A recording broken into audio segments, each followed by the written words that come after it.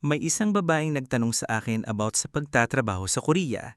At ito sabi niya, Sir, may I ask po kung ano pong opinyon ninyo po patungkol po sa seasonal farm workers po ng Korea po? Matagal na po akong EPS aspirant, sir. Karamihan sa mga nakakakilala sa akin, dinidismaya ako kasi hindi daw makakapasok ang mga babaeng tulad ko sa mga manufacturing companies. Nitong nakaraang registration, lalo akong nadismaya kasi hindi na naman ako nakapasok dahil sa service unavailable at deadlock ko noon ng DMW. Anyway, may mga nakapagsasabi sa akin na mas maganda na lang daw mag-seasonal kasi wala daw exam at iba pang dadaaran. Totoo po kaya yun, sir? At ito sinagot ko sa kanya, "Hello po ma'am. Totoo po mahirap makapasok ang babae sa EPS manufacturing, pero may option po sa hotel restaurant services at caregiving.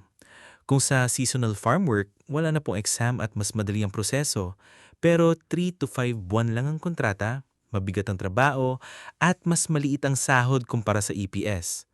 Kung short term lang po ang habol, pwede niyo subukan ng seasonal. Pero kung pang matagalan at mas stable ang gusto, mas mainam pa rin pong magtiyaga sa EPS.